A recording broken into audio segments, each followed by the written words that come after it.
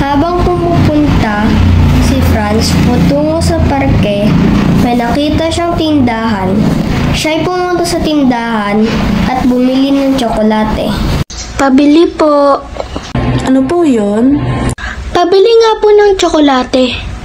Isa lang po. Ito na, bali 12 pesos lahat. Inabot ni Franz ang kanyang bayad. Habang naglalakad si Franz, kinain niya ang kanyang tsokolate. Tinapon niya lamang ito sa kanal. Marami ni basura sa kanal, kaya tinapon niya lamang doon. Bakit mo itinapon lang doon? May mga basura naman sa kanal. Maalis naman yan. Sabay alis. Nandun na si Franz sa parke at nakita niya ang kanyang kakase. Hoy Franz, ang ginagawa mo dito? Wala lang. Magpapahinga lang ako eh. Ikaw, anong ginagawa nyo? Kaya lang, bibili lang kami ni Jeremy ng ice cream tapos nakita namin si Asiana. Oo, may bibilihin din kasi ako. Ay okay, sige. Habang kikwento sila, kinuwento na rin ni Franz ang nangyari kanina. Alam nyo ba guys, may isang lalaki doon na nagsabi na wag ko daw itapon ang basura sa kanal. Tinapon ko kasi eh. May mga basura naman. Dapat tinapon mo sa tamang basurahan. Kapag uulan, babaha yan.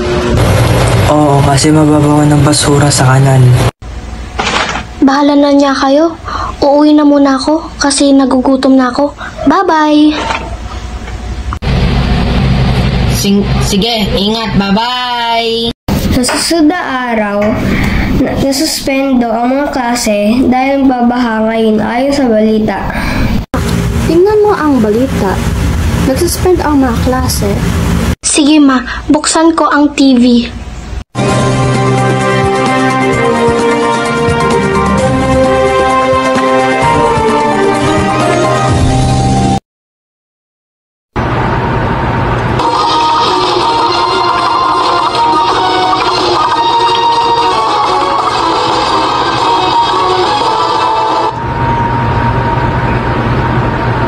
Magandang araw! Ako si Ikian Sharma. Nag-uulat para sa araw na ito. Mayroon 1 at 2, 2024. Suspendido ang mga klase na yon sa Palawan. Dahil baha, iwasan muna at paglabas at manatili sa loob na buhay muna. At yan ang aking balita na yon. Maraming sa pakikinig at mag-ingat tayo lahat.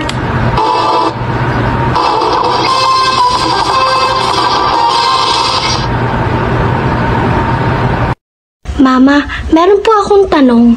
Ano iyon anak? Sa pagtatapon ba ng basura sa kanal ay magkakos ng baha? O anak, yan ay dahil kung ikaw ay nagtapon ng basura sa mga kanal, hindi makakaroon ng sapat na espasyo para sa mga madadaanan. Nakakabarato at aapaw. Nagtapon ka ba ng basura sa kanal? Nak? Opo ma eh. Yan naman pala eh. Kaya naman bumaha kasi nadagdagan ang basura sa kanal. Kaya bumaha. Sige po ma, sorry po. Alam mo ba na paggamit ng maraming kuryente ay isa din kung bakit pumabaha dito? Paano po ma? Paggamit ng maraming kuryente ay maaari maging sanhi ng pagtunaw at paglubog ng yelo sa Antarctica, pagtaas ng level ng dagat, at iyan ang dahilan kung bakit dapat din tayong magtanim ng puno dahil sinisip nila ang tubig. Okay po ma, magtatanim po ako ng puno at ilalagay ang basura sa tamang tapunan. Pagkatapos ng baha, nilinis ni Franz ang mga basura at nilagay sa tamang lagayan ng basurahan at nag-iwas ng paggamit ng electricity ng madami. Moral lesson. Huwag ka magtapon ng basura sa lugar ng meron ng marami ng basura. Maaring ito ay kaunti, ngunit maaring magdulot ng malaking sitwasyon at mag-iwas ng paggamit ng maraming electricity.